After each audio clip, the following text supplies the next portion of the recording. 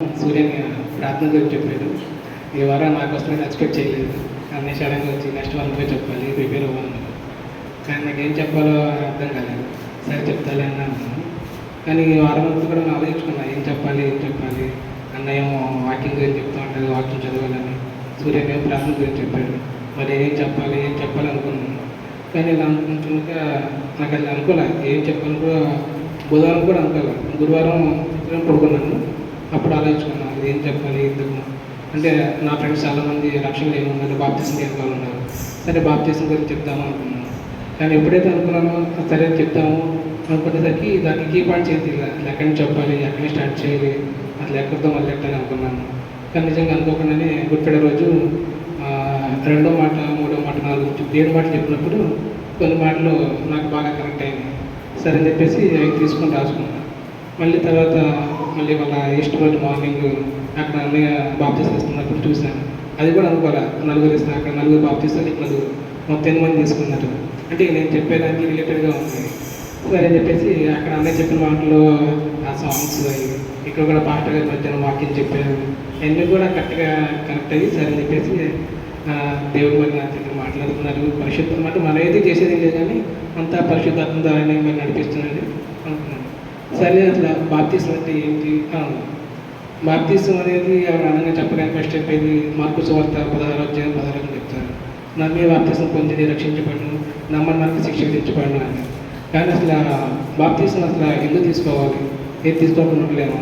Baptism తీసుకోకుండా ఎంతమంది ఉన్నారు, వాళ్ళందరికీ జాబ్స్ లేవా, వాళ్ళందరూ బతకట్లేదా, వాళ్ళందరూ పెద్ద సిట్లో ఉంటారు కదా. మరి మన మీద తీసుకోవాలి, మనం కూడా తీసుకోకుండా ఉండొచ్చు కదా అన్నమాట. కానీ అట్లా బాప్తీసం అంటే దేవుని ధరించుట. అసలు మనం బాప్తీసం తీసుకోవాలి, తీసుకోకపోతే కొంతమంది ఏంటి రక్షణ తీసుకుంటారు. అసలు రక్షణకి బాప్తీసం తేడా ఏంటి? రక్షణ అనేది అసలు ముందు దేవుని మనం నమ్ముకొని, అసలు దేవుని తెలుసుకొని, దేవుడు అంటే ఎవరు, అసలు మన పాపాలు క్షమించమని ఒప్పుకొని రక్షించబడాలి. మన ఆత్మను రక్షించుకోవాలి. మనం ఏదైతే పాత జీవితం ఉందో దాని అంతటి కూడా తీసేసి మన కొత్త జీవితాన్ని తీసుకోవాలి. మరి బాప్తీసం అనేది ఒకరు నీటి ద్వారాను, ఒకరు ఆత్మూలంగాను ఎక్కడైతే మరి ఉంటుందో జన్మిస్తారో అంటారు కదా, అది బాప్తీసం. కొంతమంది మరి రక్షణ లేకుండానే ఉండరు, కానీ బాప్తీసం తీసుకుంటారు. కొంతమంది బాప్తీసం తీసుకుంటారు కానీ రక్షణ తీసుకోలేదు. మరి రెండిట్లు ఎలాగా? మరి అలాగా మొన్న చెప్పినప్పుడు 2వ మాట చెప్పినప్పుడు నీవు నాతో కూడా పరదేశంలో ఉంది అని అన్నారు. మరి దేవుడి పక్కన మరి అతను దొంగలు, మరి పెద్దలు దొంగలే. కానీ ఒక అతన్ని మరి నీవు నాతో కూడా పరదేశంలో ఉంది అన్నారు. మరి అతను రక్షణ పొందలేదు, బాప్తీసం తీసుకోలేదు, కానీ పరదేశంలో ఎలా ఉన్నారు అనేది ఒకటి. ఇంకా అలాగే చదువుతుండగా మత్తయి సువార్త 8:19 వర్తిస్తుంది. కాబట్టి మీరు వెళ్ళి సమస్త జనులకు శిష్యులుగా చేయండి, తండ్రి యొక్క, కుమారుని యొక్క, పరిశుద్ధాత్మ యొక్క నామంలోనికి వారికి బాప్తీసం ఇచ్చున్నాను అన్నారు. అంటే ఒక తండ్రి యొక్క, పరిశుద్ధాత్మ యొక్క నామంలో తండ్రి కుమారునికి బాప్తీసం ఇచ్చున్నాడు. అంటే ఒక ఇప్పటివరకు నువ్వు పాప జీవితంలో ఉన్నావు, నువ్వు చేస్తున్న పాపాలు వాటిని విడిచిపెట్టి కొత్త జీవితంలోకి తీసుకోమని దేవుడు మనల్ని మాట పలకరిస్తున్నారు, రమ్మని. కానీ మనం దాన్ని విడిచిపెట్టి ఆ పాపాలను రావాలి. కానీ మనమేమో అలాగే ఉండి ఇంకా అలాగే తీసుకోవచ్చులే ఇంకా టైం ఉంది కదా, ఏదో తీసుకోవచ్చులే, మా ఫ్రెండ్స్ ఇంకా చాలామంది ఉన్నారు, వాళ్ళతో పాటు తీసుకుంటారు, న్యూ ఇయర్ తీసుకుంటాను, క్రిస్మస్ తీసుకుంటాను, ఈస్టర్ తీసుకుంటాను అంటారు. సరే అని చెప్పేసి అలాగా పొద్దున్న కూడా సాంగ్ పాడారు, సాగు చెప్పకండి సమయం లేదు, దేవుని రాజ్యం వచ్చేస్తుంది అని. కానీ నిజంగానే దేవుని రాజ్యం వచ్చేస్తుంది. కానీ దేవుని రాజ్యం వచ్చేటప్పుడు మరి ఎప్పుడు బాప్తీసం తీసుకుంటారు, ఇంకా టైం అయిపోయిన తర్వాత తీసుకుంటారు, దగ్గరికి వచ్చేసరికి తీసుకుంటారు. కొంతమంది బాప్తీసం అనేది నాకు పెళ్ళి ఉంది, నేను ఈ మధ్య టైంలో చాలామంది అడిగాను, అసలు ఎందుకు బాప్తీసం తీసుకున్నావు అని అడిగాను. బాప్తీసం తీసుకుంటాను, ఒకళ్ళేమో దేవుడు నాతో మాట్లాడాడు అందుకే నేను బాప్తీసం తీసుకున్నాను అని అన్నాడు. ఇంకోళ్ళేమో అసలు ఎందుకు బాప్తీసం తీసుకున్నారా అని మా ఫ్రెండ్ అడిగాను. నేను అడిగితే అన్నాడు, నేను పెద్ద పాపం చేశాను, ఆ పాపాన్ని కడుక్కోవాలి కాబట్టి నేను బాప్తీసం తీసుకున్నాను అన్నాను. ఇంకొకరిని బాప్తీసం తీసుకున్నాను అడిగితే పొద్దున్న చెప్పాడు బాబు, అది బాప్తీసం తీసుకున్నాను అంత చాలా ఎందుకు మారిపోయావు, ఇప్పుడు దాకా బాగానే ఉన్నాయి కదా, డాడీ అని బెదిరించారా లేకపోతే అన్నయ్యలు అలా తిట్టారు అలా చేయాలని, లేకపోతే ఎవరంటే కొన్ని అనిపించిందా అంటే లేదు లేదు నాకే అనిపించింది నేనే తీసుకోవాలి అనుకున్నాను. అది ఎందుకు తీసుకున్నావు అంటే సరే ఎప్పుడు తీసుకున్నావు ఎప్పుడు అనుకున్నావు అన్నాను. ఎప్పుడంటే శనివారం అనుకున్నాను ఇవాళ తీసుకున్నాను అన్నాను. అంటే ఒక రోజులోనే నువ్వు అయిపోయిందా అనుకున్నాను. అసలు ముందు మనం బాప్టిజం ముందు అసలు మన పాపాలు ఒప్పుకోం కదా, మన పాప క్షమాపణ తెలియదు కదా, దేవునికి చెప్పాలి కదా. మన పాపాలన్నీ ఒప్పుకొని దేవునితో మాట్లాడి ఇలాగ మన పాపాలు క్షమించండి ప్రభు అని చెప్పేసి మనతో దేవుడు మాట్లాడిన తర్వాత ఒక రక్షణ తీసుకొని అప్పుడు కదా బాప్తిజం తీసుకోవాల్సింది. అంటే దేవుని సిద్ధపాటు మనకు ఉండాలి. దేవుని యొక్క ఆత్మ మన మీద మనతో మాట్లాడాలి, ఒక వాగ్దానం తీసుకొని ఉండాలి కదా.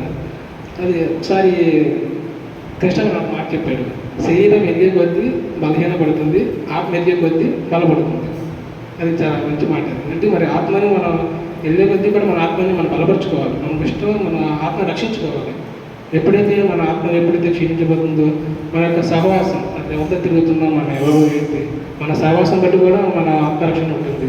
ఎప్పుడైతే మనం ఒక మంచి ఫ్రెండ్స్ మనవాడు అన్నట్టు అలాగే మనం కూడా మన ఫ్రెండ్స్తో పాటు బాప్తిజం తీసుకున్న ఫ్రెండ్స్తో పాటు ఉంటే ఒక రకమైన బిహేవియర్ ఉంటుంది, వేరే ఒక బిహేవియర్ ఉంటుంది. మరి దేవుడు ఎందుకని అది కూడా మాట్లాడు ఒకసారి కష్టపడిన ఒకసారి పెట్టి చెప్పాడు. ప్రసంగి గ్రంథం 3వ అధ్యాయం 1వ వచనంలో ఉంటుంది.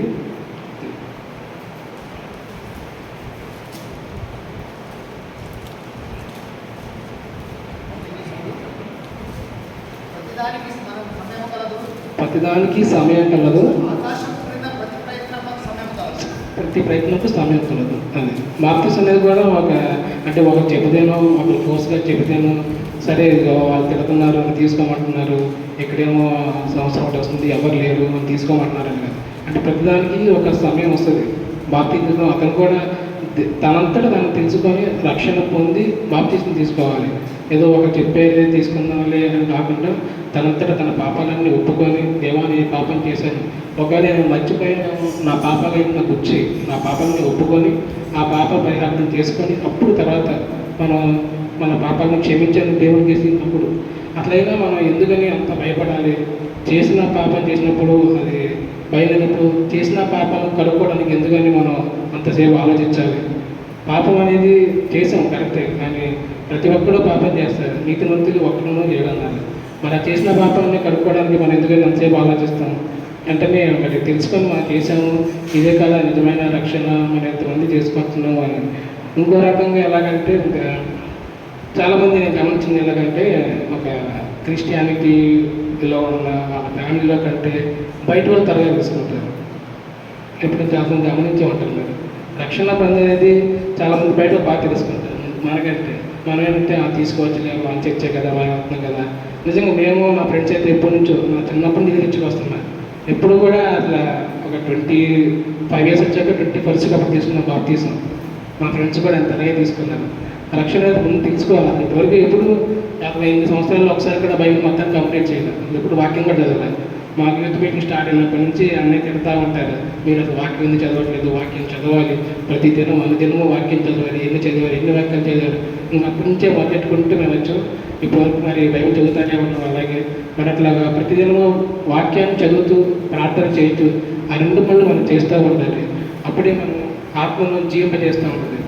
ఎప్పుడైతే మన ఆత్మని ఎప్పుడు కూడా భయపడకుండా దేవుడు ఇలా చేస్తాడు అని ఒక నమ్మిక ఉంచి దేవునితో మనం మాట్లాడుతూ ఉంటాం. ఇప్పుడు ప్రార్థనలో ప్రభువా నేను పాపాలు చేశాను నాకు క్షమించు అని ఒప్పుకుంటూ ఉంటే దేవుడితో మనం మాట్లాడతాం. అట్లాగే ఒకసారి యోహాను సువార్త 3వ అధ్యాయం 5వ వచనం, 3వ అధ్యాయం 5వ వచనం.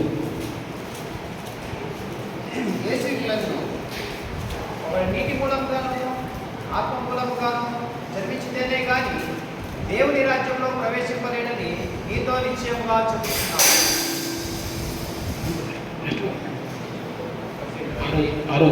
శరీర మూలంగా జన్మించినది శరీరమును, ఆత్మగా జన్మించినది ఆత్మనే ఉన్నది. మీరు క్రొత్తగా జన్మింపవలనని నేను నీతో చెప్పినందుకు ఆశ్చర్యపడవద్దు. కానీ గాలి తనకిష్టమైన చోటకు విసురును, నీవు దాని శబ్దము విందువే కానీ అది ఎక్కడి నుండి వచ్చును. అంటే మనకు నీటి మూలంగాను ఆత్మ మూలంగాను దేవుడు జన్మితే కానీ దేవుని రాజ్యంలో ప్రవేశించలేము. అంటే మనం 2 తీసుకోవాలంటే ఒక ఆ పరిశుద్ధాత్మను నింపి నీటితో మనం అంటే మనం ఒక అడిగైతే నుంచి కాలు వరకు మొత్తం నీటిలో ఎందుకు ముంచుతారు? మన పాపాలు మొత్తం కడిగేయమని ఒక పాత జీవితాన్ని తీసేసి మనకు ఒక కొత్త జీవితాన్ని ఇస్తున్నారు. అసలు ఈ బాప్తిసం అనేది ఎలాగంటే ఒక మరణం. మన గుడ్ ఫ్రైడే మనకి ఇష్టం లాగా మనం మొత్తం అసలు మన పాత జీవితం మొత్తం నశించిపోతుంది. మొత్తం నశించిపోయి ఒక కొత్తగా జీవిస్తాం మనం. ఎలాగంటే మనకి ఇప్పుడు పునరుద్ధాన్ని దేవుడు మనకి వేసినట్టు అలాగే మన జీవితం మొత్తం కాదు ఆ పాపాలను మళ్ళీ మనం వెళ్ళకూడదు. ఎలాగ మళ్ళీ అదే బాప్తిసినాక మళ్ళీ మనం అదే పాపంలో చేస్తూ అదే వ్యసనాలు చేసుకుంటూ ఇంకా అలాగే త్రాగుడు మద్యం వ్యభిచారం చేసుకుంటూ వెళ్తే ఇంకా దానికి రక్షణకి ఇంకా అర్థమేమీ లేదు. అందుకని ఆ అపోస్తుల కార్యములు 2:35 ఒక మాట చెప్తారు.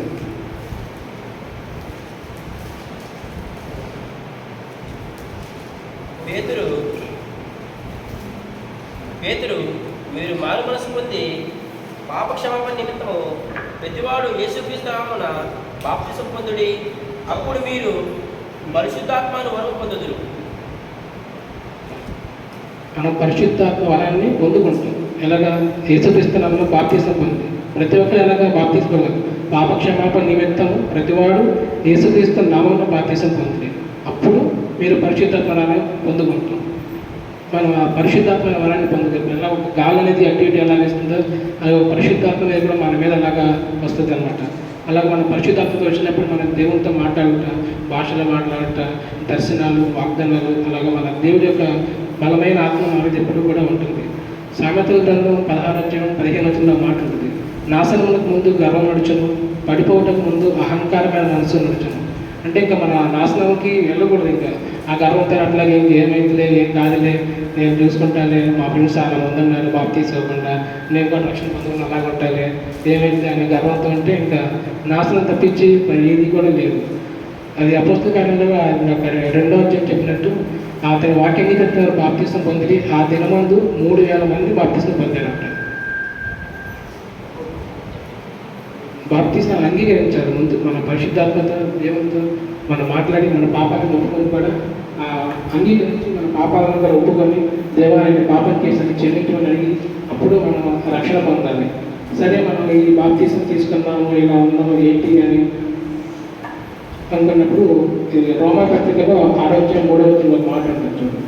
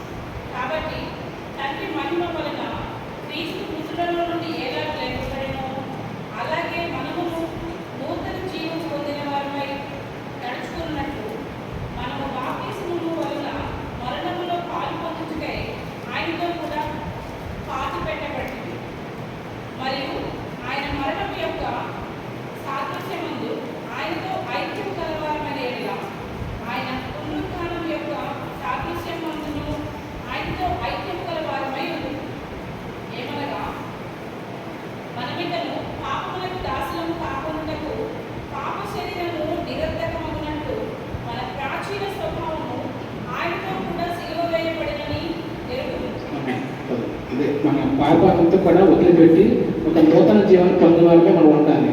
ఎలాగైతే క్రీస్తు మృతుల నుండి ఎలాగ లేపబడినో అలాగే మన పాత జీవితాన్ని మొత్తం విడిచిపెట్టేసి అట్లా మనం కూడా ఒక నూతన జీవితాన్ని పొందుకొని బాప్తీసం తీసుకొని ఉండాలి. అలాగే మన ఎక్కువ మనం అందరి పాపాలు సిగరెట్స్, స్మోకింగ్, డ్రింకింగ్ ఇలా చేసుకుంటూ ఉంటాం. కానీ పాపాలు విడిచిపెట్టాలి. ఎక్కువైపు మనం మ్యాక్సిమం ఎక్కువ బాయ్స్ ఎక్కువ మనం పాపాలు చేస్తాం అనేది అంటారు. అలాగే కరెక్టే, కానీ ఆ పాపాన్ని మొత్తం కూడా మనం విడిచిపెట్టేయాలి. ఎప్పుడు కూడా ఇంకా మళ్ళీ మనం బాప్తీసినాక మళ్ళీ అదే దారిలో వెళ్ళకూడదు. ఆ వాక్యం మనం ఒకసారి నా స్నేహితుల కోసం మామూలుగా చెప్పుకుంటున్నప్పుడు ఈ వాక్యం చదివాను. సామెతల గ్రంథం 5:7 చదవండి. సామెతల గ్రంథం 5:7 అండి. కుమారులారా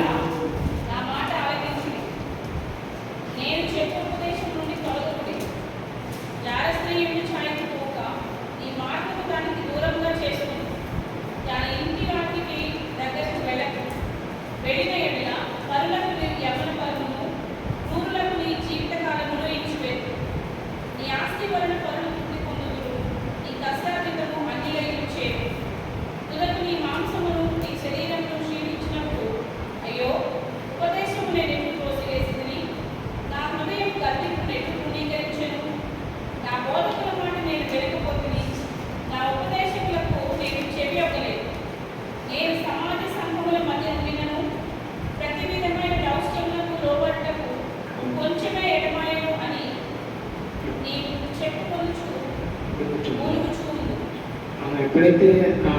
పాపం చేసిన తర్వాత అయ్యో ఉపదేశం ఎట్లా త్రోసివేసింది మనకు అప్పుడు గుర్తొస్తుంది ఈ వాక్యాలన్నీ కూడా చేసిన తర్వాత అయ్యో దేవుడు చూస్తున్నాడు మనకు ఒకసారి ఆ వాక్యం విన్నాము నా ఉపదేశం ఎట్లా త్రోసివేశాను నా హృదయాన్ని ఎట్లా మనం ఆ హృదయం మనకి ఎప్పుడు కూడా ఎలాగంటే ఈ సాతాను మనకి ఈ పాపాన్ని చేపించాడు ఆ పాపాన్ని మనకి ప్రేరేపిస్తాడు మనం అక్కడి నుంచి తప్పుకోవాలి అదే కాకుండా ఇంకా ఆ ప్రేరేపణ చూస్తే ఇంకా మన పాపం చేసుకొని వెళ్ళిపోయిన తర్వాత ఇంకా మన జీవితానికి ఒక అర్థమే ఉండదు సరే ఇదంతా అయిపోయింది ఇంకా మొత్తం మన పాపాలు క్షమించుకొని మన పాపాలన్నీ వదిలేసి బాప్తీసం తీసుకున్నాం అసలు బాప్తీసం తీసుకున్న తర్వాత ఏంటి బాప్తీసం తీసుకున్న జీవితం ఎలా ఉంటుంది బాప్తీసం తీసుకోక ముందు కంటే తీసుకున్నాక ఇంకా దారుణంగా ఉంటుంది అప్పుడే వెళ్ళిపోయిన ఆలోచనలు అప్పుడు వస్తాయి అప్పుడు ఎక్కువ పాపాలు అప్పుడే చేస్తాం ఆ చేసిన తర్వాత అప్పుడు అనుకుంటాం మళ్ళీ ఇలా పాపాలు చేస్తాం మనం చేస్తాం కానీ అప్పుడు దేవుడు క్షమిస్తాడా మళ్ళీ ఇలా పాపాలు చేసిన తర్వాత బాప్తీసం చేసిన తర్వాత పాపాలు చేస్తే దేవుడు క్షమిస్తాడా మనకి అసలు పాపాలు మనం ఎందుకు చేసామని ఎప్పుడు అనుకుంటాం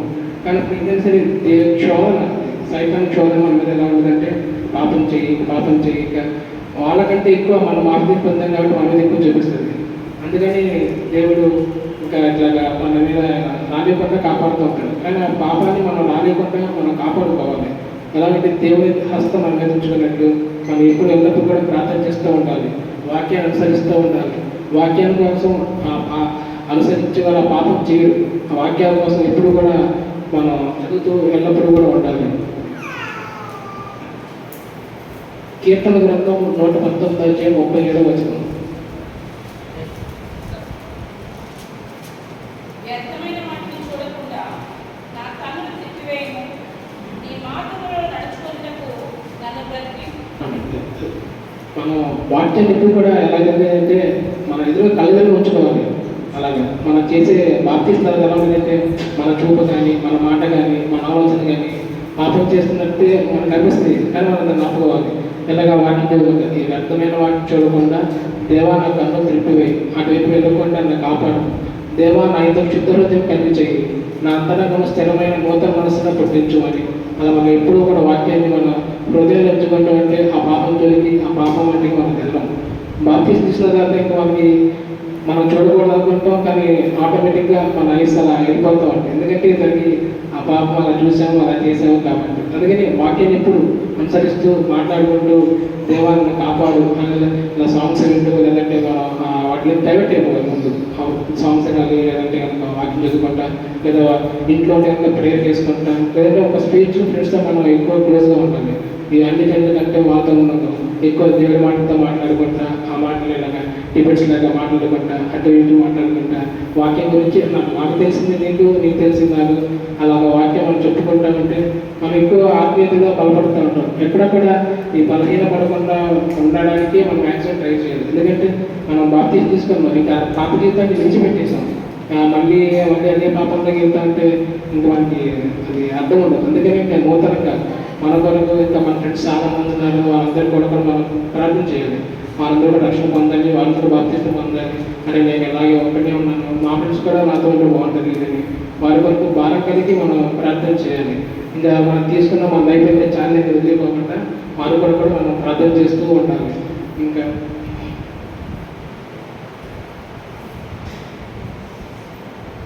అపోస్తల కార్యము 14:15 సార్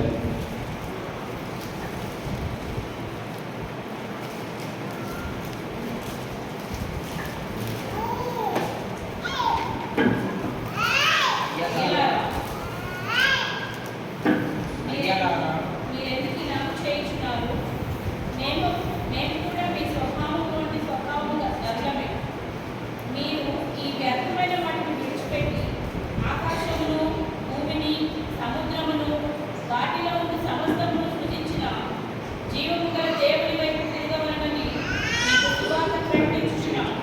మనం సువార్త చేస్తూ ఉంటాం అంటే మన ఫ్రెండ్స్ని ప్రతి ఒక్కరిని కూడా దేవుని వైపు తిప్పే వల్ల ఉండాలి అంతేగాని ఇలా నశించిపోతున్నామే వాళ్ళు మనకు కాదుగా వాళ్ళు మన వాళ్ళు కాదుగా మనకి ఎందుకు అలా వదిలేకోకుండా దేవుని వైపు వాళ్ళని తిప్పాలి మన సువార్త చేయాలి బాప్తీసం తీసుకుని మీరు ఒక్కరిని చాలా తీసుకోకూడదు ఎందుకంటే మనం బాప్తీసం దేనికి దేవుల్లో మనం పాలు పొంది వాళ్ళే ఉన్నాము ఒకవేళ మనం బాప్తీసం తీసుకున్నట్టు పాపాలు చేసామంటే మనకి సెకండ్స్ అంటే మనకి రొట్టె బాగా రాసేస్తారు ఎందుకంటే ఒకవేళ మనం ఏదో తెలిసి తెలియక పాపాలు చేస్తుంటే ప్రభా ఈ బల్లాలలో మనం ఈ రొట్టె ద్రాక్షలు తీసుకున్నట్టు ప్రభా తండ్రి నీ బల్లలో మేము పాల్గొంటున్నాం, మా పాపాలను క్షమించేయండి అలా మనం ప్రార్థన చేసుకోవాలి.